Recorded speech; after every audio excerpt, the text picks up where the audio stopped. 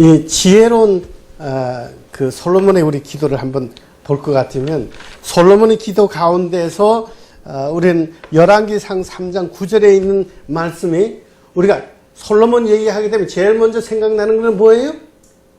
지혜예요. 네. 그 진짜 그러면 솔로몬이 무엇을 구했어요? 오늘 대부분이 거의 다 지혜라 그래. 목사님들에게 물어봐도 솔로몬 그러면 지혜를 구했다 그러고 또 그렇기 때문에 목사님들이 그렇게 가르치니까 평신도들은 말할 것도 없이 전부 다 지혜라고 그럽니다. 그런데 실제로는 지혜가 아니고 열왕기상 3장 9절에 있는 말씀을 보니까 뭐라 그랬냐 하면 우리 듣는 마음을 종에게 주사 주의 백성을 재판하여 선악을 분별하게 하옵소서 그랬습니다.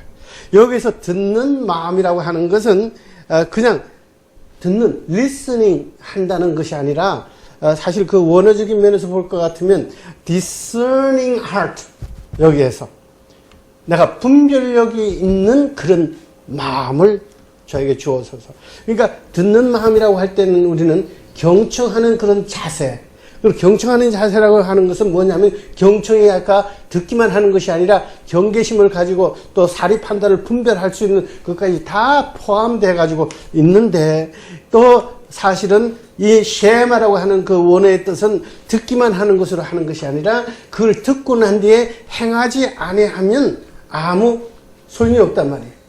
죽은 것이니까.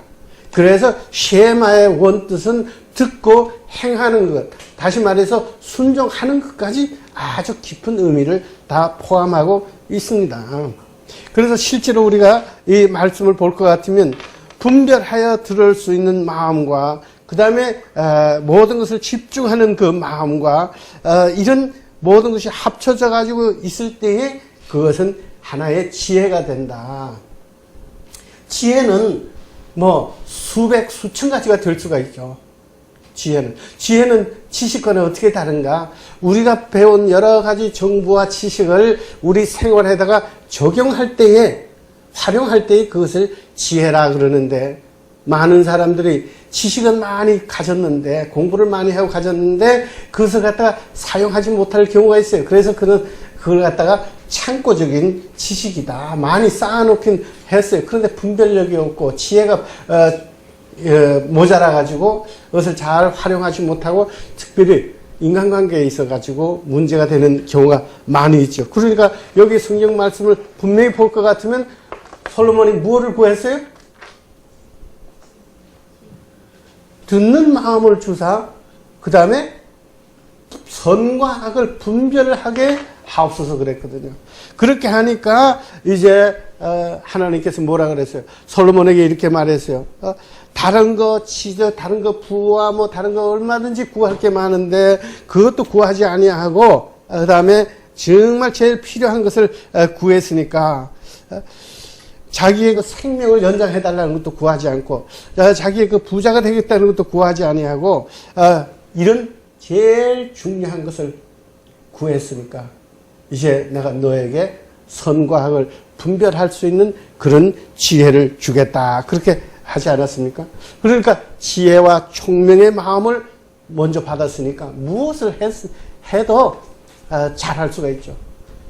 지금 이 경우에는 하나님께서 이걸 준 거는 왜냐면 솔로몬이 먼저 간구를 했어요. 많은 이 백성들을 갖다가 내가 어떻게 다스립니까? 내가 다스릴 수 있는 지혜와 총명을 구했단 말이에요.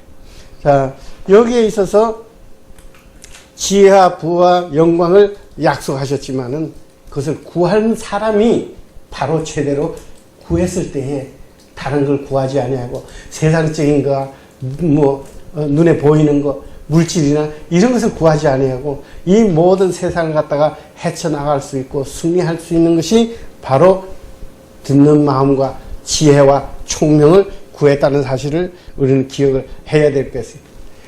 그러기 위해서 우리가 아까 얘기한 대로 나의 결심을 한번 다시 보겠습니다. 제일 먼저 해야 될 게 뭐예요?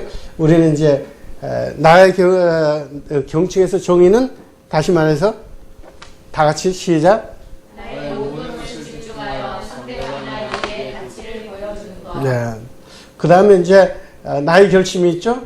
제일 첫째, 시작.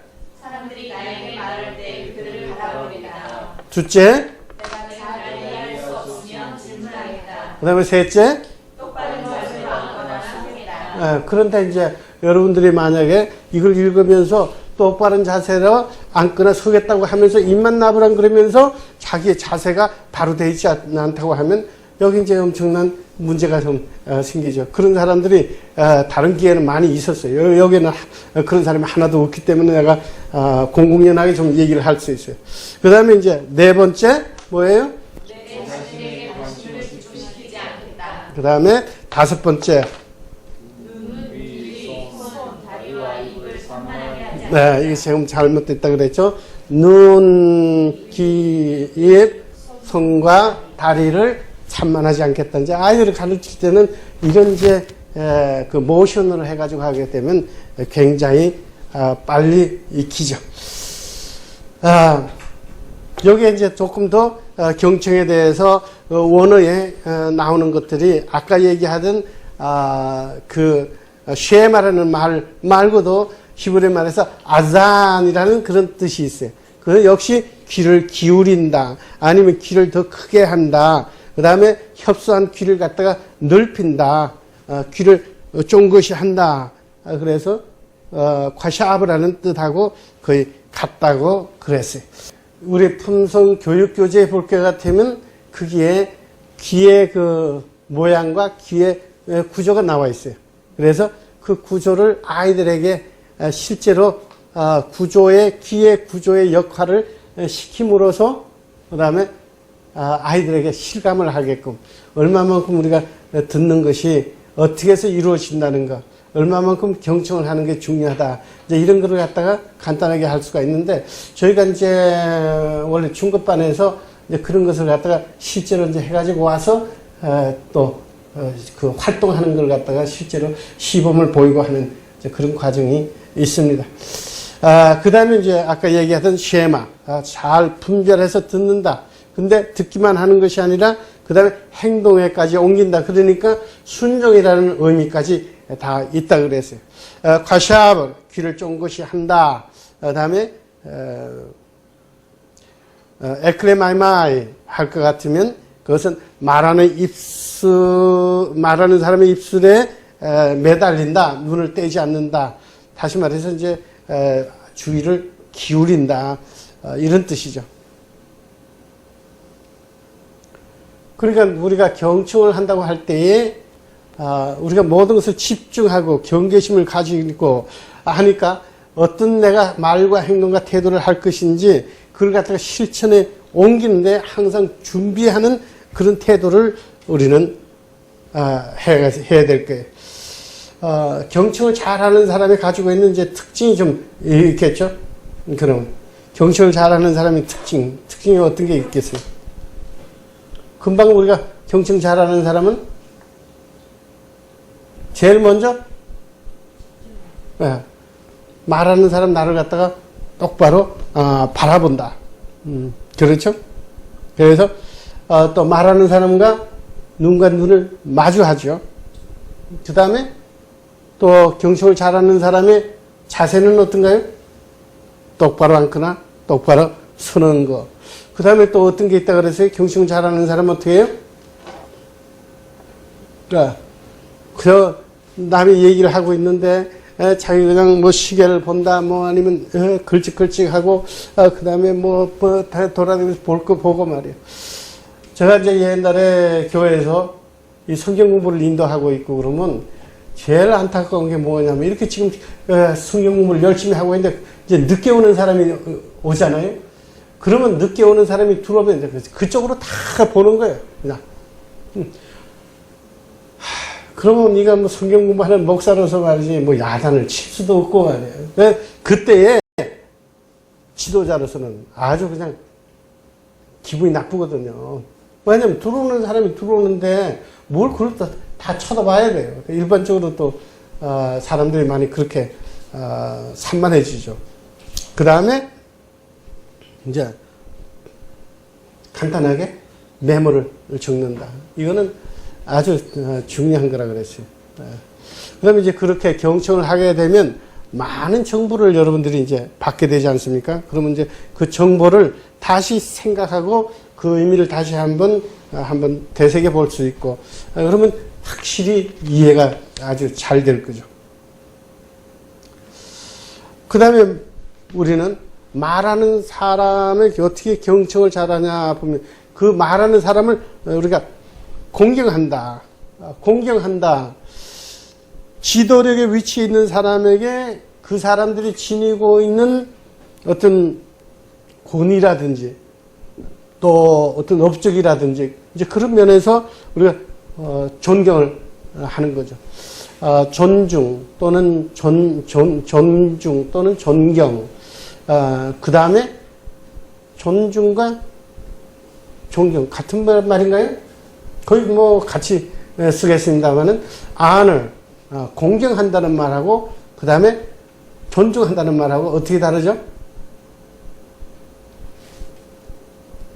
어떻게 좀 다르게 사용할 수 있나요? 우리는 그냥 뭐 부모를 공경하라 그럽니다. 또 아니면 뭐 부모를 존경하라. 어떻게 좀 차이가 있나요? 아니면 영어로는 respect 그 다음에 아니면 공경은 honor 이렇게 되는데, respect 한다는 것은, 존중한다는 것은 그 사람의 가치를 우리가 인정하는 거다, 그런 의미가 있는 것 같아요. 우리가 그 아이든지 그 상대방이 뭐 부자든지 가난하든지 무식하든지 내가 그 사람이라는 그 인격체를 그대로 그냥 가치를 인정해주는 그런 존중하는 마음, 그런 게 있어야 되겠고, 그 다음에 누구를 존경한다, 공경한다는 말하고 존경한다는 말하고 그 같은 의미래. 그럴 경우에는 그 상대방이 한 어떤 업적이나 위치나 이제 그런 사실에 대해서 특별히 인정을 해줄 때 뭐 사용하는데,